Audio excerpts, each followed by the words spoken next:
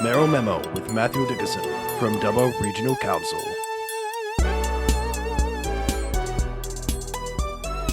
Another 3.5 Triple M, it is Jodi and Matho for breakfast, and we get to chat to the Mayor of Dubbo every couple of weeks, even when he is overseas. G'day, Mayor of Dubbo, Matthew Dickinson. Konnichiwa. Oh, I like it. You're in Spain? No, you're in Japan. How is it over there? Yeah, good. We've only just arrived in Japan. We only arrived here yesterday afternoon. We've been in South Korea for the week before that. But Japan is a very nice place. And this here is our sister city. We're in Minakamo. So this is my third visit to Minakamo. And it's a lovely place. But the people are incredibly friendly, very accommodating and very keen to be associated with Dubbo. This is our 30th year we've been associated with them with a sister city relationship. Speaking of cities, Jodi. Tell us a little bit about the sister cities, and you're potentially looking at, other siblings?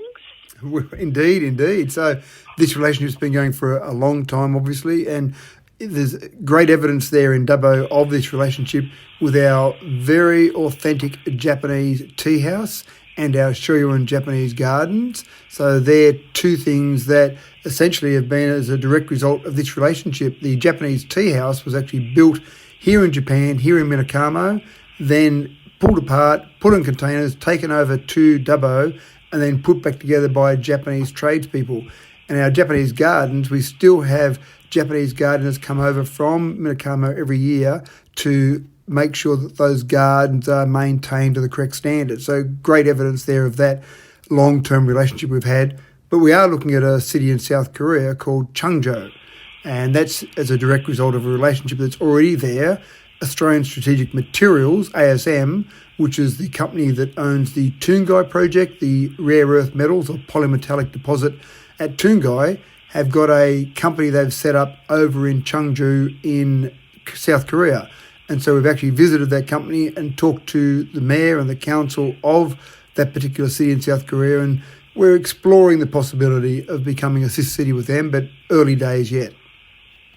Is it true that when you met their mayor, you both wore your robes and then you had to dance off? It'd be nice to do that, wouldn't it? I actually like looking at chains of other mayors. It's a little thing that I like to do, Matho. Just, can I see your chains, please? And have a look at the chains, because it's so different, and the way they've set those up is so different everywhere you go. Kalgoorlie, for example, when I met the mayor of Kalgoorlie, he showed me his chains, and the medallion on the Kalgoorlie mayor or mayoral chain is pure Kalgoorlie gold. It's probably worth $500,000 for just that medallion alone. Oh. And ours is made of recycled shopping bags. We sold our gold one and tried to fix the roads with the money from that. Now, the sale yards, a bit contentious. What's happening with them? Well, the sale yards, we've got an EIA process we're going to start shortly about the potential possibility, I've got to stress here, Matho, the possibility of leasing out the sale yards or selling the sale yards, or we can also continue to run them ourselves but change the operating model. Some things have changed over the 70-odd years that those sale yards have been running, and we've got some advice from the Office of Local Government that probably the way we're running them is not the best way to run them, so we should change that model. But in looking at that, we're looking at potentially selling them or leasing them. So that'll be an EIA process. Some people worry that we've made a decision to sell the sale yards. No decision has been made. I can't stress that enough yet at this stage. We will look at options. We'll consider EIAs that are submitted from different companies, and we'll also look at our operating model and see how we operate them and see what we do in the future. But definitely something will change there. What that looks like, I can't tell you at this stage. I don't know what it will look like in the end. So if you do decide to sell the sale yards, what does that mean for Dubbo? Well, it would probably mean nothing for the average person in Dubbo, because the sale yards would still exist.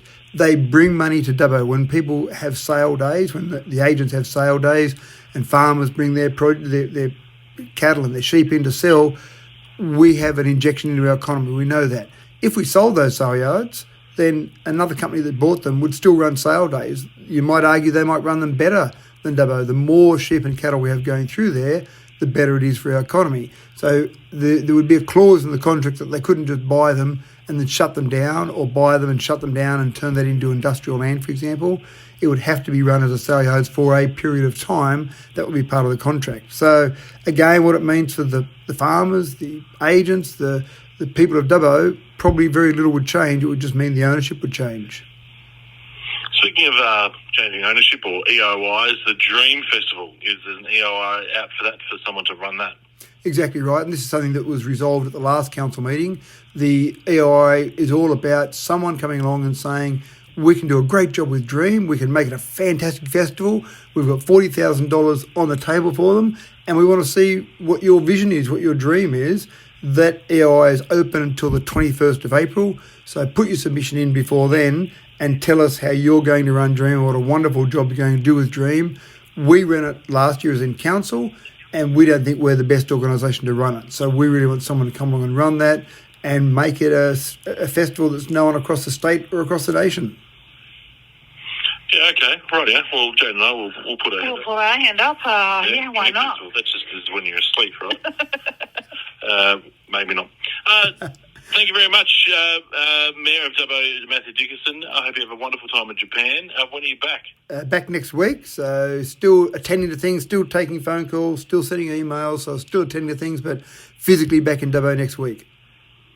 And how are you going to dance preparation? Very poorly at this stage. I'm trying to find some spaces in Japan to do a bit of dancing. It's a bit difficult to find that with the duties. It really starts pretty early in the morning, goes all day. But by dance night, by Dancing with the Stars on Friday the 12th of April, I'll be ready-ish. Well, we'll be there. We'll see how ready you are. No doubt it's raising the money, I think, is the main point. That's the main point. Which I'm sure you do well in. Thank you so much, Matthew Dixon, for joining us, and safe travels on your return home. Thank you very much. Appreciate your time.